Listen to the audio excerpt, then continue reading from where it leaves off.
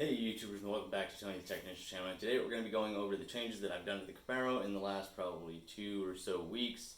I get spurts of motivation to work on this thing, and then with work and everything I just lose motivation to do anything, especially with this battery relocation and the wiring and stuff. I've put it off for a very long time. But I finally basically got it done. I will be turning the ignition on here soon. The plan is to get the car completely ready to be fired either right before winter comes or have it completely ready so then when winter is done and over with, I can finally get it out on the road next year. There's my drive shaft that I have to get. I have to install my shifter, finish up a couple cables on the Phytech, really to get it on the road. That's basically it besides fluids and just double checking everything.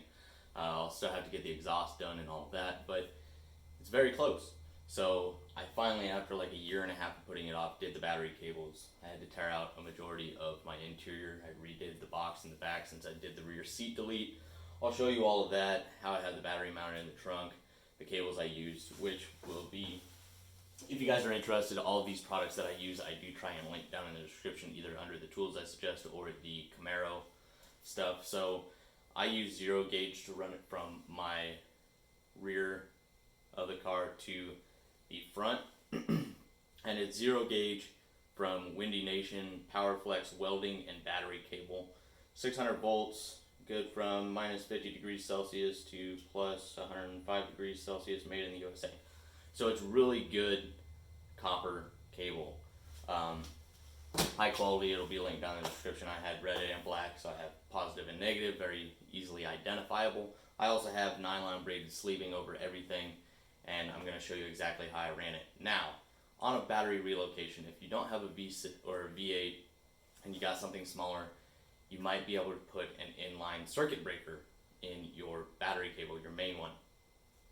It is very unlikely that it would work for me running that gauge of wire from the trunk to the front. It would be best to have a circuit breaker, but when the starter draws max amps on startup, most likely, even though I have like the largest circuit breaker, 250 amps, they might make a 300 amp one as far as the automotive portion, and it's just the spike on a starter on a V8 is going to hit well above that, so it would probably just kick off every single time I started the car.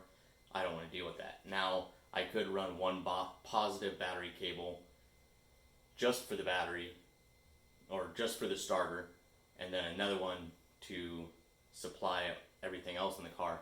But I don't want, it's already risky enough running 0 gauge through your car.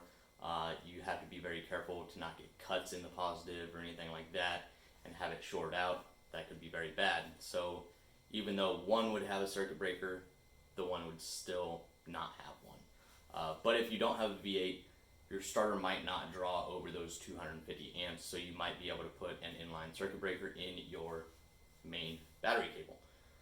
So I did not, but I did protect it with 2 layers of sheathing, nylon braided sheathing. Everything is heat shrinked shut and should be good. I ran it under my carpet, but on top of my insulation, so it's very well protected and away from any sharp objects. So let me go ahead and show you guys everything that I've done in the last couple weeks, and I really hope you guys enjoy. Over here in the trunk, or rear hatch area, I have my Optima battery, and I have a billet aluminum tray. Sorry, the lighting is very bad. That is bolted to the floor. That holds the battery in place. Then I have my positive. This is for a relay that I have in the rear of the car. This is for my transcooler fan, which is literally mounted right underneath the car right here next to the battery. And then same thing over here, I have my main grounding cable and the negative side of that relay. Then I have another grounding cable. This one goes to the rear. I have it going through here, and it is bolted up under here. So with this, there's a lot of paint and age on the underside of this body, so I wanted to make sure you get a good solid ground. You can run into huge issues just by not having a good ground on your car, so I wanted to make sure I have a really good ground. So I have a ground located in the rear of the car, and then I also have a ground that runs with the power cable all the way up through this panel, through my rear seat delete, and then it goes alongside the seat under the carpet and up through the firewall up here. It's still a little bit of a mess. Carpet's kind of messed up right now. I am working on finishing up the wire that I ran from the relay in the rear for the transcooler. That's got to go to a switch so I can kick that on. Then I'll be installing the shifter and I can put all this back together. And then that, everything's back together, interior's done. And then as far as up here, right now I just have this zip tied up. I have redone and cleaned up a lot of the wiring throughout the firewall. Again, I have my 2 firewall grommets there. The positive here, as it goes through the firewall, it also has plastic sheathing on top of the nylon braided sheathing to protect it even more throughout that sharp area. And then I have it mounted to the firewall. It runs back, connects to the starter. And then from the starter, I have another positive battery cable. This is something that GM does on a lot of their older vehicles. They run their junction block and alternator off of the starter positive stud. So that comes up and it runs to this junction block. This is an extremely heavy duty 700 amp rated junction block, both of these. So definitely way overkill, but I wanted something good and durable.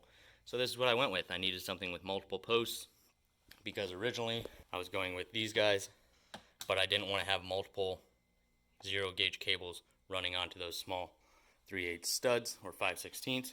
So I have these. So this comes off of the starter into the junction block. Then this is my alternator positive. It comes off, runs up here, is tied down here so it can't move around, and goes straight up to the alternator. I purchased these boots to protect everything. And then here I have a 6 gauge wire that feeds from here to my new distribution block. On that, it is protected. This is my dual fan relay for my dual electric fans, which is also ran to a toggle inside the car. I got rid of the stock relay. And then this runs like the fuel pump fuse and a few other things. And then this is the circuit breakers for fan 1 and fan 2. And that just operates the fans.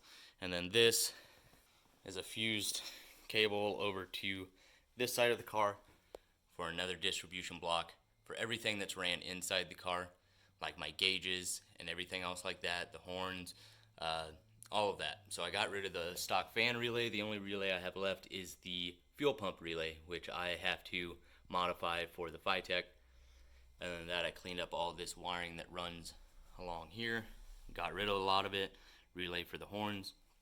Kind of tried to tuck everything that I could. It came out really nicely. I do have my throttle cable and kickdown cable attached now. That's all ready to go. Everything's tightened down. I had to get new carb studs, longer ones, because the ones I had weren't long enough for the 1-inch spacer and this billet aluminum piece. The nuts would only thread on like 2 threads, so it wasn't very safe. And then that, the fuel lines are tightened down and secure. I mean, everything's basically done now. There's not much left.